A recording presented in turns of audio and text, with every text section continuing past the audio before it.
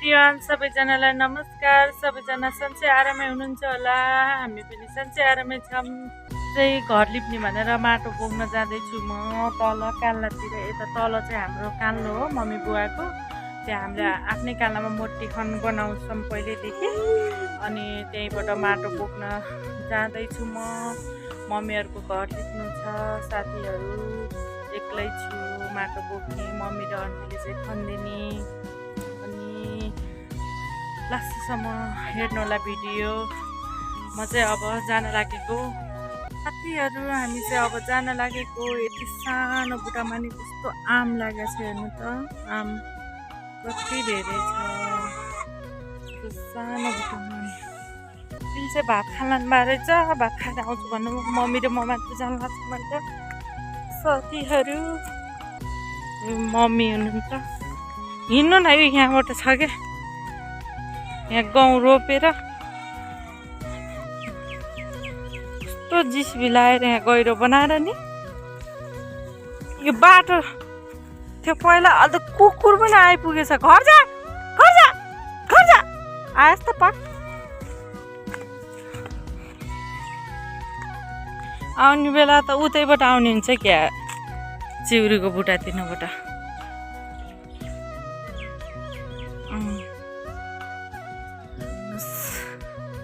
हिँड्नु कस्तो छ हाम्रो गाउँघर। यहाँबाट जाने अनि त्यहाँबाट तल खेतबाट जाने क्या। कस्तो ओह्रालो थियो, अहिले अलि गतिलो भएछ। यस्तोमा नि बाटो बनाइनु हुन्छ त बलै पैसा चौबट लिला फुबाहरूले। कस्तो अप्ठ्यारो छ बाटो, गाह्रो छ। गाउँघरतिर माटो खन्न जाने बेला गाह्रो छ। यता पुरानै बाटो ठिक थियो। अब के गर्ने साथीहरू, यहाँ तल खेतमा ट्र्याक्टर ल्याउन सजिलो हुन्छ भनेर यहाँ खेतको गोसाले बाटो बनाउन खोजेर यता न चौबट मात्रै गराउनु भएको छ।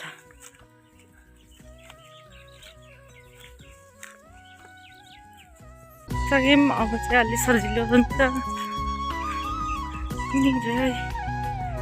साथीहरू हाम्रो आफ्नै खरबारी भएर कालो भएर माटो चाहिँ अन्त लिन जानु पर्दैन, आफ्नैमा हो जाने। हाम्रो मम्मी बुवाको खजुरी फल्या रहेछ आमै नि।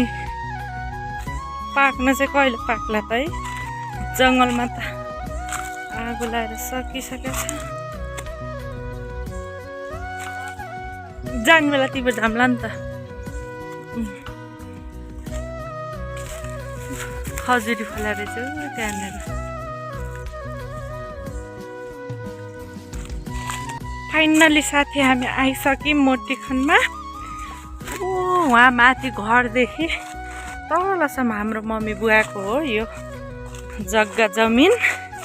हाम्रो खरबारी भने पनि कान्लो भने पनि उता माथि छ घर। त्यहाँ माथिबाट स्वाट तलसम्म छ। अनि हामीले चाहिँ यहाँदेखि माटो खान्छौँ के। यहाँदेखि पुरानो चाहिँ भाटिसकेको रहेछ, अब नयाँ बनाउनु पर्छ उता भाइ।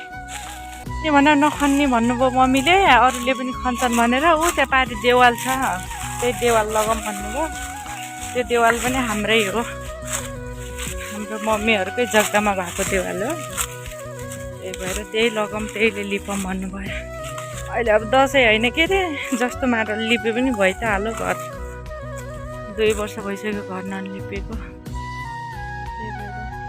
हो यही बुटा हो कि ढल्या मम्मी। यही फुपूले काट्छु भने यहीलाई हो, गराउनु सकेन अरे क्या, यत्रो छ। उताटिको मालु नकाटुन्जेल हुन्न। यो सिस्यो पनि सुकिसक्यो क्या नि मम्मी। यत्रो सिस्यो सुक्या रहेछ। यो कलम पहिला कलम काट्थ्यौँ क्या बुटा चढेर। अघि नि ढाल्न पाएपछि बोल्थ्यो कि मम्मी त्यो पुत्ताउने भन्दा त नि। छपक्क भित्र राख्ने अनि आए बेला पनि चाहिन्थ्यो तपाईँहरूलाई नि। फुपूले यो बनाउनुहुन्थ्यो माथिको ठुल्ठुला रहेछन् यहाँ थिएन नि। उहाँ तलसम्मको हो कि साथीहरू। हाम्रो घर चाहिँ उता माथि छ। यत्रो दिवाल भएछ यो नि। पहिला सानो थियो।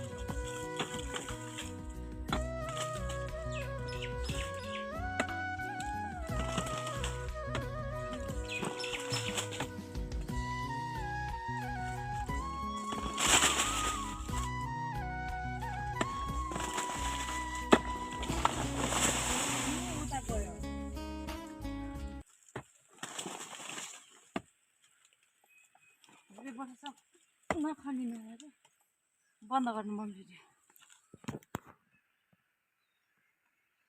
कोला गर्छन् यसैलाई फेरि माटो खने माथिबाट भट्काएर यो मम्मीले भर्नुहुन्छ। मलाई चाहिँ सास बढ्यो। आन्टी पनि आइपुग्नु भयो माटो खन्नलाई। दाँते नङ्ग्रे गर्नु भएको छ माथि भाइ। माथिबाट आउँदै हुन्छ। मम्मीले माटो भर्दै हुनुहुन्छ। म चाहिँ एकछिन खनेर आराम गरिरहेको छु। साथीहरू माटो बोकेर आइसकेँ म। मम्मी र आन्टी तल भर्दै हुन्छ। ए भारी बोक्न गाह्रो पो हुँदो रहेछ धेरै समयपछि बोकेपछि। बल्ल एकखेप छोडेर आएँ म। लास्टै धुन रहेछ। माटो छोराएर आइपुगेँ म यहाँ। कस्तो गाह्रो पो हुँदो रहेछ साथीहरू। काम गर्न छोडेको धेरै वर्ष भयो नि त। त्यही भएर सास बढ्यो उकालो हिँड्दा त। गाह्रो पो हुँदो रहेछ। बाटो पनि गतिलो छैन कि। हेर्नुहोस् त यस्तो छ बाटो। तल मम्मी र आन्टी हुनुहुन्छ। बाटो भर्ने मैले चाहिँ बोक्ने।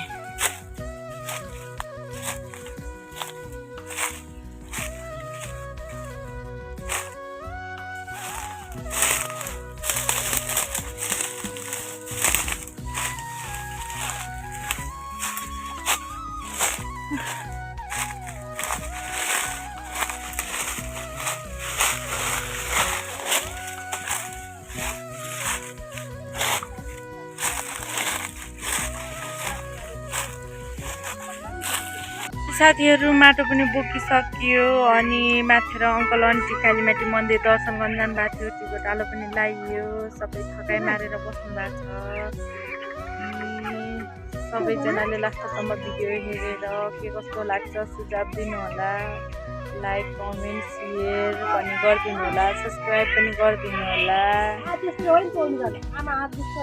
अर्को भिडियोमा भेटौँला। Tata bye by.